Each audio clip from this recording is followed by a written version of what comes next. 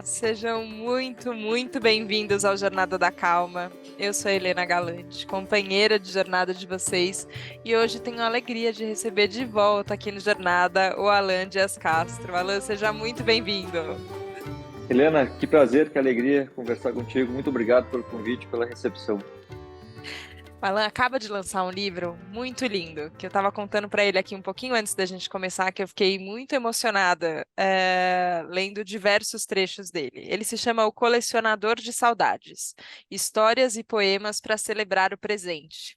Tem uma estrela do mar aqui na capa do livro, vou contar para quem está só ouvindo e ainda não viu esse lançamento da Sextante, e fala sobre a gente não perder quem vive na gente. E aí eu queria começar, Alan, nem perguntei para vocês se podia, mas tudo bem. Que eu fiquei muito tocada com um poema, um dos muitos poemas que tem no livro, que se chama Carta de Amor. E no finalzinho desse poema, você fala para um desejo, né? O que que a gente deseja para o nosso amado, para a nossa amada, para o amor, né? Você fala, vai, voa, se transforma. Ganha a forma sem tamanho que pede a sua alma de grandeza tamanha, e volta sem precisar voltar a ser quem era. A minha calma não te espera, te acompanha. Por que que eu não pedi autorização? Porque é um crime ler um poema seu. Quando você está aqui, você poderia falar ele, mas eu queria sentir ele na voz assim também, porque a sensação que eu tinha era dessa grandeza, desse tamanho expandido e dessa alma de grandeza tamanha. É, Você vai contar para a gente, Alan, um pouco tudo o que aconteceu, que chegou no colecionador de saudades, mas eu tive a sensação, da última vez que a gente conversou para agora, que a sua alma cresceu de tamanho, assim, que você cresceu de tamanho. Você tem essa sensação? Como você se sente hoje? Eu acho que é o inevitável da vida para quem está aberto, né? E às vezes essa abertura chega sem bater, né? Ela chega sem aviso. Tanto a morte quanto a vida nos surpreende. Eu acho que esse livro é resultado justamente dessas infinitas possibilidades enquanto a gente está presente, já que a gente está celebrando o presente, mas também atentos à finitude, né? Eu acho que esse crescimento que você identificou veio muito dessa percepção, nem sempre como uma escolha, mas, poxa, quanta coisa mudou de fato desde da nossa última conversa, né? E não só para mim, para o mundo, a gente passou por uma pandemia, enfim, e não continuei o mesmo, acredito que raríssimas pessoas têm passado por tudo isso e continuaram a mesma pessoa, só que eu tive esse privilégio, então, de ser visitado com intensidade pela sinceridade, Helena.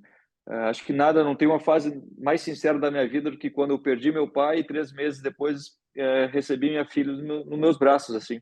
Então, acho que se a pessoa tipo, como se fosse um filtro, Helena, de sinceridade, que você vai realmente perder tempo com o que você perdia antes, o que de fato é relevante, sabe? Eu acho que a finitude, não como uma ameaça, mas como um despertador, ela, ela é reveladora, ela é intensa e te traz essa possibilidade de crescimento, porque você de fato para de se limitar, né? Eu acho que muito isso, a gente vive cercado de preocupações e satisfações que se você perceber que a coisa acaba, que a chance que a gente tem, a oportunidade que a gente tem de fazer jus a esse privilégio que é estar vivo, a gente passa a reconsiderar o que a gente considera, inclusive problemas, né? Será que isso é de fato um problema? Será que essa situação vai tirar o meu sono?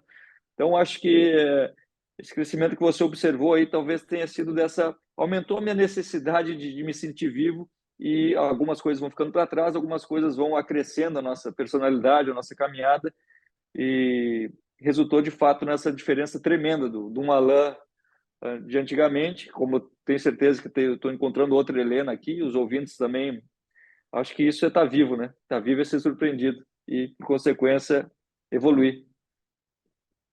Essa surpresa, né, que a vida traz, e acho que você expressa como você costuma expressar, né? Com poesia e beleza, o que nem sempre é sentido como belo e tranquilo, né? Às vezes é muito dolorido a experiência.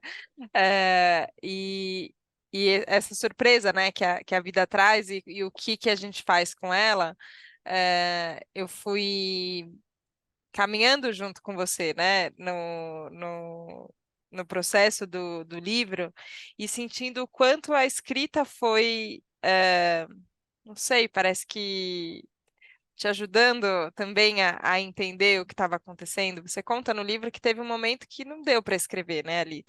Teve uma pausa e depois sim ela volta com outra intensidade, né? E é engraçado também porque eu realmente achei que estava resolvendo a questão nessa pausa, eu achei que tinha sido suficiente, né? Acho que eu estava confundindo ignorar com resolver. Eu estava com muita coisa entalada assim. E Helena, eu tive duas versões desse livro. A primeira que eu entreguei para a editora, ela falou: Alan, tá faltando coisa aí. Vamos, cadê os textos? Não tinha nenhum texto longo, não tinha o Alan Pai. Ela falou: cadê o Alan Pai nessa história?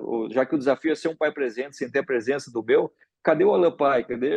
E a Ana, minha esposa, reclama, mal dizer, ela comenta muito, Alan, cadê esse cara que eu vejo em casa? Cadê? Não tá, não tá nos teus textos, não estava nesse livro. E aí a editora começou pedindo assim, Helena, faz um texto sobre luto. Aí eu percebi a dificuldade que eu estava de revisitar essa situação, poxa, será que eu teria que falar disso? Eu ia ter que ir até lá, né? Eu ia ter que ir até onde eu estava evitando, abrir aquela porta que estava trancada e talvez pudesse ter ficado por uma vida inteira aquilo ali entalado. Tem um trecho de um poema que fala assim: a saudade é a vontade de voltar no tempo que está presente num calendário atrasado. É preciso estar em dia com nossos sentimentos para não viver no passado. Eu não estava nem um pouco em dia, embora achasse que estava tudo resolvido, não estava. E quando eu mergulhei nesse sentimento, revisitei as histórias com meu pai, acho que você percebeu bem ali a ressignificação das situações que nem sempre são favoráveis ou nem sempre era o que a gente esperava, né? Acho que a base desse livro é justamente esse ponto que você trouxe, é a ressignificação da saudade. Porque quando eu revisitei esse ponto, eu percebi a diferença entre falta e saudade. Porque a falta vem dessa vontade que a gente tem de viver o que perdeu, vontade de viver o que perdeu. E a saudade eu percebi que vem de nós termos vivido, sabe? Esses pequenos privilégios assim que eu tive, então eu percebi os privilégios com meu pai, comecei a anotar, a gente tinha uma banda juntos, então essas brincadeiras despretensiosas de tarde, aquelas ligações só para falar uma bobagem, para dar risada, então é isso que eu sinto falta, sabe? Esse simples, esse cotidiano que a gente esquece nessa rotina louca por estar lá na frente ou por estar lá em alguma situação que já passou. Então essa ressignificação dessa perda resultou numa frase que dizia feliz de quem sente saudade. Então, poxa, eu tenho tantos momentos, tantos privilégios, e aqui eu falo do privilégio ao simples bem vivido. Também, né? Também é o simples bem vivido. Essa oportunidade que eu tive, ressignificando com força agora a pandemia, né? Essa oportunidade que eu tive de ter um ano grudado na minha filha ali, é claro que não foi uma escolha, né? Foi toda uma bagunça de agenda e tal, a gente teve que se superar cada dia aqui, mas, enfim, foi uma oportunidade. Então, tem esse viés positivo que eu trago no livro, da ressignificação. Então, acho que uma vez que eu tenha revisitado isso, como eu disse, né, parei de confundir, ignorar com resolver, foi incrível como abriu um mundo para mim, assim, Helena. Acho que a paternidade aflorou de fato, porque eu não conseguia, sendo muito sincero, não conseguia vibrar totalmente quando a minha filha nasceu, porque era muito recente essa perda, né? E as pessoas costumam dizer, não, mas você já devia isso, você já devia aquilo. Eu acho que a questão do luto, a única coisa que a gente deve é respeitar, né? O tempo de cada um, a maneira de como cada um encara essa transição. E a minha passou pela escrita, né? Esse pedido da editora, para mim, foi realmente curativo, assim. Para mim, foi Sim. transformador. Então, eu gosto de ficar citando trechos. Ele tem um trecho que fala: a dor da perda não perde a força, é a gente que se fortalece. Então, a caneta me fortaleceu muito. E uma vez que eu tenho, como te disse ali, encarado aquela situação, tentando ficar em dia com meus sentimentos, aquilo ali abriu. Então, surgiram 7 textos, mais, sei lá, uns quantos poemas sobre paternidade. Então, o Alain Pai renasceu ali, ressurgiu através, não vou dizer que resolvi a perda, o luto, mas encarei, né? Eu acho que é importante a gente pedir ajuda, o importante é a gente eu fui nesses lugares que me machucavam mesmo, esses encontros, esses momentos, os lugares da casa, o estúdio onde a gente brincava assim, foi como eu conto num texto aqui chamado A Guitarra do Meu Pai. Eu simplesmente desliguei a luz daquela sala e fechei ali. Só que isso fica também no peito, né, Helena? Fica entalado ali, fica entalado na nossa garganta, fica entalado, a nossa vida trava enquanto a gente não resolver. É complicado essa palavra, mas enquanto a gente não revisitar ou ressignificar isso, ou tentar pelo menos, e aí começam a vir o quê? Os bons momentos que a gente viveu, a gente atravessa essa dor, a gente consegue extravasar, seja através do choro, de falar disso. Eu nunca senti tanta necessidade de falar do meu pai. A gente começa também a perceber, eu via muito na minha mãe, assim, recomeçando a sorrir, ao mesmo tempo se sente culpada, como assim eu estou recomeçando a ficar feliz? Então, acho que é isso, se permitir não desistir da felicidade. Então, a gente passa por esses processos. Então, para mim, esse livro foi o resultado disso, de encarar esses sentimentos que estavam ali no porão, ali, estavam ali trancados e talvez pudessem ter ficado uma vida inteira me calando, né? Me limitando a uma versão do Alan que poderia evoluir. E, de fato, evoluiu com essa chegada de uma vida, esse privilégio, que é ser o pai da Serena, que é minha filha. Sabe que você fala de ressignificar e para mim tem cara de olhar, na verdade, né? Assim, a gente tem que se dar a chance de olhar de novo para o que está acontecendo, e acho que passa por isso que você falou, né? Da gente olhar para a gente mesmo, que não é o mesmo de antes, olhar para o outro, que não é o outro de antes, olhar para o que está acontecendo, e às vezes olhar para uma memória também e conseguir enxergar ali nela o que está acontecendo. Mas me veio acho que é urgência a palavra na leitura. é, e eu acho que é essa urgência da vida que começa a pulsar assim, que você fala, cara, eu não quero colecionar faltas assim, sabe? Porque a gente coleciona faltas, a gente coleciona é, não no sentido de julgamento, assim, mas a gente falha bastante uns com os outros, e aí a gente fala daqui, depois eu resolvo, e aí a gente vai deixando passar, e aí não fala o que sentiu, e aí quando vê, às vezes você tá próximo, mas não tem uma sensação de intimidade, isso é tão faltoso, né, assim, e o oposto disso, que é essa saudade preenchida, né, e que ela é vivida e que ela é presente, e que ela é colecionável, assim, né? Eu achei linda a expressão que você usou, porque de fato, assim, ó, a gente pode guardar e olhar para ela com a reverência que a gente pode ter, só que não. Eu tenho pensado muito nisso, assim, ó. Eu não vou chegar no fim da vida com um monte de saudade se tudo que eu fiquei colecionando na vida foi falta, né? Acaba sendo um chamado, né, para você falar, epa, para tudo, como é que eu tô vivendo, né? Eu te amo em vida, né? Eu acho que é isso, aquele simples, aquela coisa, tem até um poema chamado Simplesmente que fala disso. A gente acha que a pessoa já sabe o que é, sei lá, que vai ser redundante ou vai ser, sei lá, as pessoas subestimam muito o simples, né? Eu acho que justamente essa troca com as pessoas que a gente ama são muito necessárias, a gente está muito acostumado, principalmente em rede social, a apontar dedo, resolver o problema do mundo, dos outros e tal, e ali a gente acaba esquecendo de olhar para o lado, né?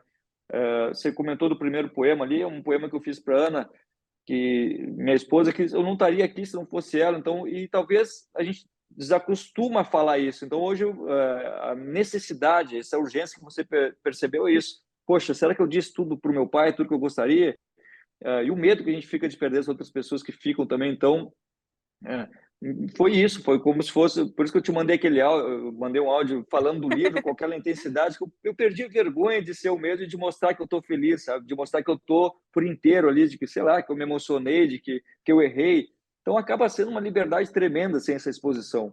É claro que nem todo mundo vai entender, vai receber de uma forma, sei lá, às vezes bate estranho, né? Um cara no meio de tanta gente que está dormindo e acordando, e sem julgamento também, né? Muitas vezes eu me pego num dia só, no automático, e depois, opa, peraí, estou perdendo meu tempo, não estou aqui. Mas teve essa urgência de fato, assim, agradecer e corresponder a essas pessoas que estão do lado, estão nessa caminhada, assim, porque amanhã pode ser tarde, né? Amanhã a gente pensa, eu sempre penso assim, uma vez me falaram, Helena, uma coisa que é simples, mas que me pegou muito, assim, esse meu discurso que eu falo, pô, divide com a pessoa que você ama, não se preocupa com a resposta. Acho que você falar já é de fato a recompensa, né?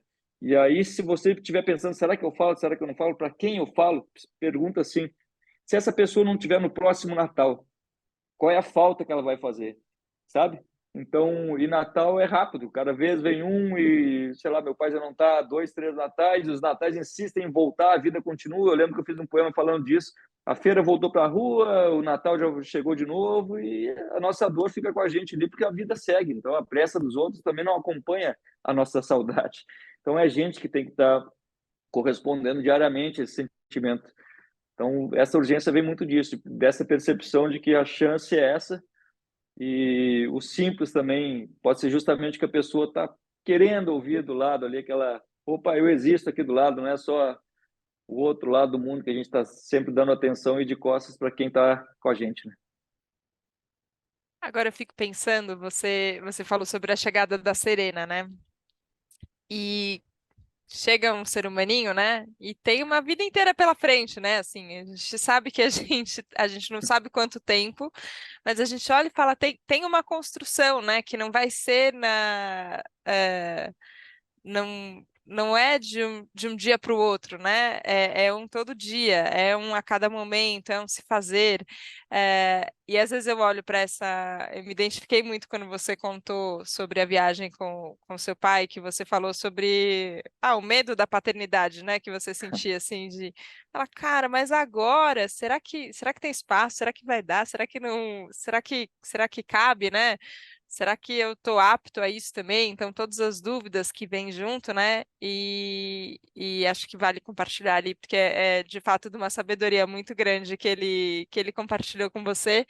Mas eu fico pensando nesse dia a dia, como é que a gente faz com essa urgência que a gente sente em amar, mas ao mesmo tempo tem que ter uma calma também, né? Até para a gente dar espaço, né, para a pessoa ali ir entendendo e a relação ir surgindo e ir se construindo. Ou não tem espaço, assim, é um amor avassalador mesmo, que você nascente pela Serena e, de fato, o clichê é válido, não tem nada que se compare. Ah, sinceramente, me aflorou um senso de proteção enorme, mas o amor foi aos poucos. Sinceramente, não, até um amigo meu brincou assim, que ele falou, como é que foi isso? O amor à primeira vista? Eu falei, não, também não é porque minha filha que eu já vou mostrando os dentes. Eu brinquei assim, foi... quem é essa menina? Quem é essa criança que está chegando? Quem é essa, né? Então, eu vejo muito esse amadurecimento, né? Claro, de imediato, como eu te falei, o senso de proteção, o senso de que nasceu um outro cara ali, e o privilégio de ter do meu lado a Ana, que a calma dela é inspiradora, assim. Então, ela é uma pessoa Chamar que a Ana também, então, para Jornada da Calma, a é Ana, isso. exatamente, a Ana devia estar na capa aqui. Ela, é, ela é realmente essa personificação da tranquilidade, de ressignificar aquela, vamos ser simples, né? Aquela troca de fralda na madrugada, tá? A gente pode ir xingando ou pode, pô, ok, nossa filha chegou com saúde, está viva, a gente vai ter que trocar de qualquer jeito. Como é que você escolhe resolver essa questão, né? Então tem muito isso. E foi muito aos poucos, porque também a gente não sabe como reagir. Não tem um manual, não tem, por mais que a gente esteja preparado, cheio de leituras e regras e passos, não é bem assim, né? E isso também acho que é uma coisa muito particular do casal, e como isso interfere quando as pessoas chegam, porque você vai ouvir conselhos de pessoas que você nunca viu na rua, as pessoas vão te dizer o que fazer, né? E como fazer com o teu filho.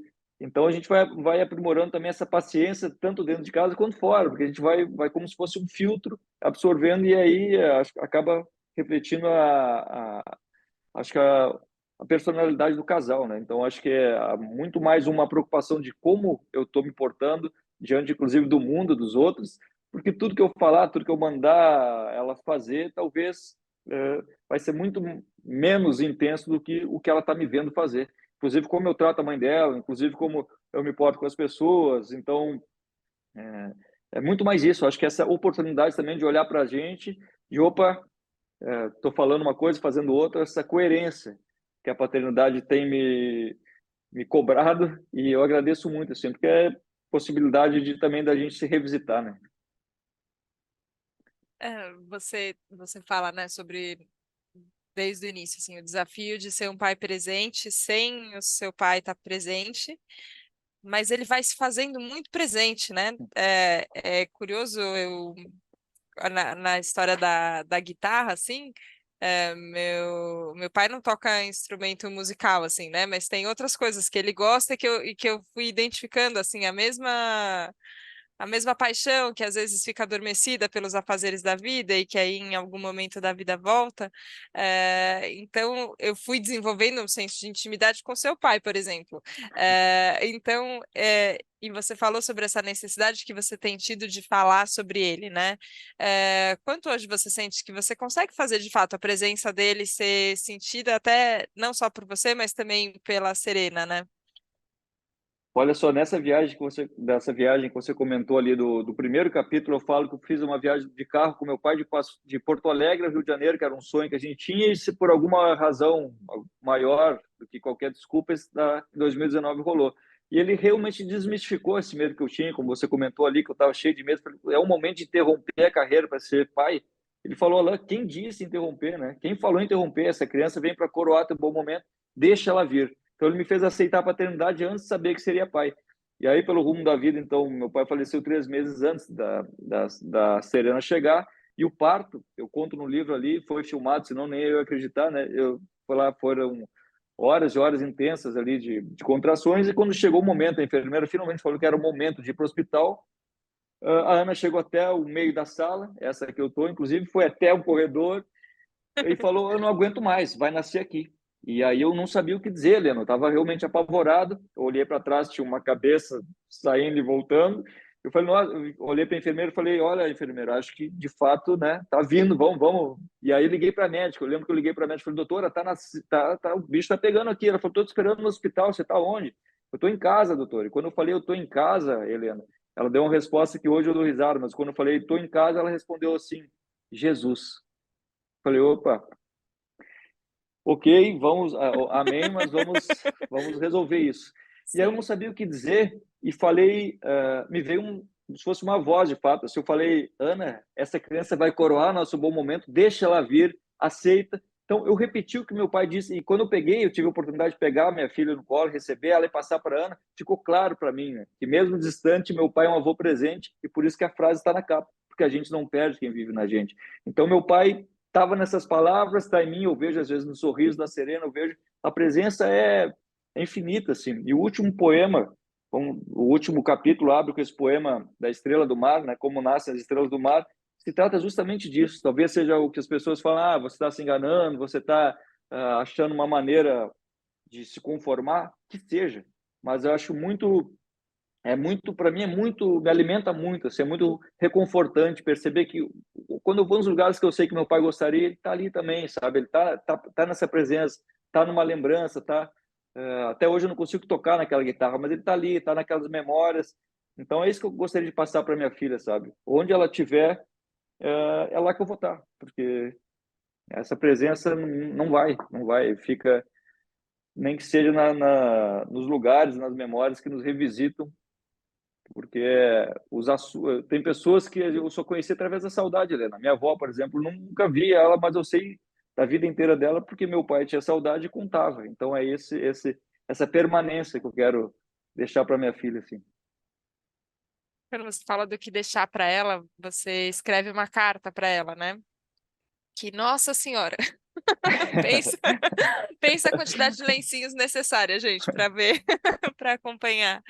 É, e eu fiquei porque nessas do que a gente falou lá no começo, né, de que a gente não olha, a gente não ressignifica, e a gente não olha para a finitude, a gente também não fica pensando no que a gente vai deixar, né? Nem na saudade que a gente vai deixar, nem no legado, nem a gente não pensa em nada, né? A gente vai só tocando, tocando em frente.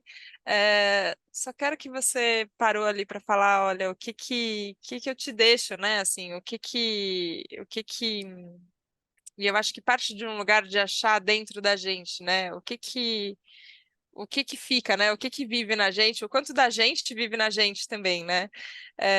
Essa carta estava na primeira versão do livro ou foi um dos pedidos da editora que veio dessa exploração maior do Alan Paye ali?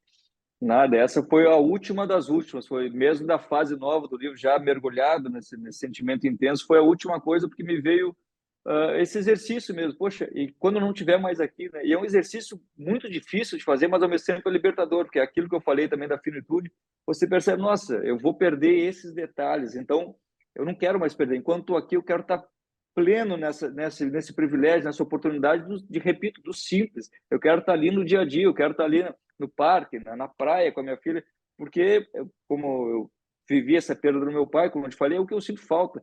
Então, esse exercício de falar, poxa, eu não vou mais estar aqui, não, sabe, eu vou perder esse crescimento. E aí, o que me despertou? O agradecimento enorme, a gratidão enorme de estar tendo essa chance, sei lá até quando, mas acredito, eu espero que a carta tenha um asterisco ali, né? Leia somente quando eu virar saudade. Espero que ela demore décadas para ler essa carta. Mas foi um exercício enorme, Helena, assim, e o resultado foi gratidão por essa oportunidade de estar aqui agora, sabe? De estar presente no dia a dia dela, inclusive nessas coisas que a gente reclama, como eu te falei ali, né? Nos perrengues, nas coisas. Não, mas é uma oportunidade de crescimento junto, eu não vou estar aqui, vou perder tanta coisa, e olha só essa chance que a gente está tendo de ver uma vida se desenvolver, né? Não é só a responsabilidade, tem um privilégio também. Então, essa carta fala muito disso, e fala, tem um trecho ali. Você quer que eu leia esse poema? Você quer Eu encerrar quero. com. Vamos.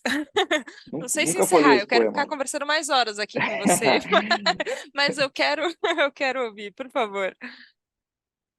Se chama Como Nascem as Estrelas do Mar. Nem toda maré de saudade é mansa, mas a solidão não nos alcança quando lembramos dos dias em que transbordamos na maré alta de alegria. Para quem tem um coração repleto de boas lembranças, saudade não é falta, é companhia. Eu já não sou mais aquele que fui, mas o amor não nos substitui. Nos mantém em quem amamos. Por isso, para onde você for, nós vamos. Não seremos nada do que fomos e nem tudo que a gente possui, simplesmente porque nós não somos, nós estamos. Quando eu partir, não vou morrer. Mesmo que o caminho acabe, eu estarei onde você me levar. Quando eu partir, não vou morrer. Eu te encontrarei aonde você sabe que eu gostaria de estar. Eu vou virar estrela, mas não vou para o céu. Vou mergulhar. Eu não serei uma caixa de cinzas, eu não serei uma caixa de cinzas, eu estarei em cada grão de areia. Eu não serei o choro do pranto, eu estarei em cada gota d'água. Nos dias em que quiser me encontrar, tire os sapatos para seguir minhas pegadas, troque as lágrimas pela água salgada, e quando uma onda te alcançar devagar, sinta eu te abraçar. Sim, eu virei uma estrela, mas não fui para o céu. Me tornei uma estrela do mar. Hum, Nossa, eu acho muito emocionante assim, porque antes de você ler esse poema, eu estava com uma pergunta aqui na minha cabeça, né? Antes da gente começar a gravação aqui do Jornada da Calma, eu tive uma reunião com duas mulheres incríveis, mais velhas do que eu, e elas estavam falando sobre a experiência de, enfim, gestão de pessoas, empresas, negócios, essa vida que é a vida cotidiana, né? Que é a vida dos afazeres, que é a vida que a gente se preocupa de agora que está dando certo, como é que eu vou mudar tudo que está dando certo e tal. E elas falando de, aos 50 anos, terem passado por uma experiência de falar, cara, peraí, qual que é o tempo, né? Onde eu quero investir, o que que eu quero investir, o que sou eu? Uma questão existencial mesmo que surgiu.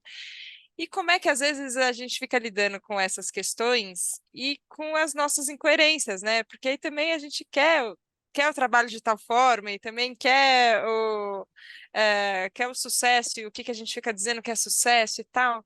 É, e eu estava tão emocionada ouvindo você falando sobre todo esse momento, mas pensando, mas como é que a gente dá conta, né, de viver esse privilégio de uma existência, uma convivência familiar, de ter tempo para o parquinho, né, de ter tempo para trocar a fralda de madrugada, de ter tempo para encontrar com um amigo, para fazer o que a gente gosta de fazer, e que aqui no Jornada da Calma a gente fica falando tanto, e dar conta também desse tempo do dia a dia. Só que aí é meio doido, porque parece que o poema ele vai para um outro lugar que a arte tem, que parece que responde em outra esfera. O coração acalma de um jeito que não.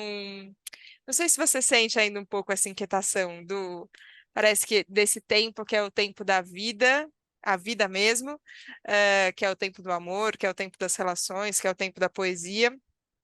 E esse tempo do mundo, que é o tempo do relógio, que meio cobra a gente, e que talvez tenha horas que eles encontram, que eles desencontram, mas não sei, eu fiquei com a sensação quando você leu que eu falei, quer saber, tem o Estrela do Mar aqui agora, né, dentro da gente. Tem esse tempo da vida, ele sempre vai ganhar, não importa o quanto a gente fique tentando viver de acordo com o tempo do mundo. Não sei o que você pensa disso, Alan, mas fiquei com Acho essas que inquietações, acho. foi perfeito porque nos traz de novo para aquele poema ali do Vai, você começou ali, Vai, porque foi a minha questão com a Ana, há muitos anos, talvez 15 anos, onde eu tinha esse sonho de viver da escrita, de tentar, era uma utopia, lançar meus livros, e foi nossa conversa, vai, que volta sem precisar voltar a ser quem era. Então, eu fiquei anos distante dela, fui corresponder ao meu sonho. Acho que é aquela premissa básica, né? Eu precisava estar em paz comigo mesmo, estar bem comigo mesmo, para poder pensar em relacionamento, pensar em somar para a vida de alguém. Jamais completar, mas acho que realmente acrescentar. E ela foi fazer a dela, e depois a gente se encontrou. Eu acho que as pessoas às vezes têm essa ilusão, né, de encontrar alguém para agora vou ser feliz, vou ter um filho que o relacionamento não está legal, bota a expectativa no outro. Eu acho que eu fiz um caminho contrário e bem perigoso, assim, até bem arriscado de ir deixando o sonho me guiar, né? Eu reencontrei a Ana anos depois, a gente ficou 6, 7 anos à distância, cada um ainda juntos, mas a Ana em Porto Alegre, eu no Rio, ela estudando, fazendo o mestrado dela, depois foi dar aula, eu aqui tentando lançar livro, não tinha como dizer, Ana, vem que deu certo, porque eu estava aqui também numa uma corda bamba e danada aqui. E foi incrível que depois que ela veio para o Rio, que a coisa abriu, eu acho que eu já não estava mais em dois lugares ao mesmo tempo, né? Eu consegui alinhar a presença com onde eu gostaria de estar, com quem eu gostaria de estar. Então, e ela que me fez perceber quem é o Alan, o que você quer falar, Alan, sabe? Sair um pouco dessa desse padrão que a gente está comentando aqui, dessa necessidade de ganhar uma grana e ao mesmo tempo se perder por isso. Então, foi um caminho muito longo para conseguir me sentir completo, fechar esse círculo onde o que eu ofereço é o que eu também preciso, sabe? Hoje em dia eu consigo me sentir vivo por isso. Eu olho no espelho e sinto essa sinceridade de que estou oferecendo o que eu também preciso, o meu grande sonho com a poesia era fazer a diferença na vida de alguém. Então, eu comecei pela minha. Eu acho que a minha filha chegou num momento em que eu estava, de fato, feliz comigo mesmo. Claro, travado de medo, não queria mudar de fase, não estou dizendo que é fácil, nem que eu consigo o tempo todo. Parece que o cara, não, estava resolvido. Não, muito pelo contrário, mas o medo presente até hoje em várias situações. Mas eu estava feliz comigo mesmo por ter me dado a oportunidade, né, de tentar, pelo menos, desentalar o quase, o será da garganta. Então, eu percebo muito isso, as pessoas não se dão essa chance de tentar e acabam buscando no outro esse complemento, né? De repente, pela falta de oportunidade ou falta de coragem, acho que o outro vai chegar e complementar e acabam duas pessoas frustradas tendo que se complementar. Então, é um desafio muito grande da gente se priorizar, né? Tem uma diferença entre cuidado e egoísmo. Eu fui cuidar da minha vida, a Ana foi cuidar da dela, e quando a gente se encontrou, a Serena chegou nesse momento em que nós estávamos felizes, cada um eu estava feliz comigo, a Ana com ela, e a gente se juntou assim nesse momento, e ela chegou nessa fase, repito, cheia ainda de medos e tal, mas eu já estava conseguindo dar vazão a esse sonho, viver do meu sonho. Então ela acaba sendo, de fato, essa coroação desse bom momento, veio intensificar essa fase da minha vida. Mas, repito, precisou dessa coragem lá, estou falando de 15 anos, talvez as pessoas não tenham paciência de 15 anos, de realmente largar tudo, morar de favor, como eu te falei, não tinha como dizer para a Ana vir para cá, porque eu estava morando no sofá na casa de um casal de amigos. Literalmente não cabia mais alguém nessa situação.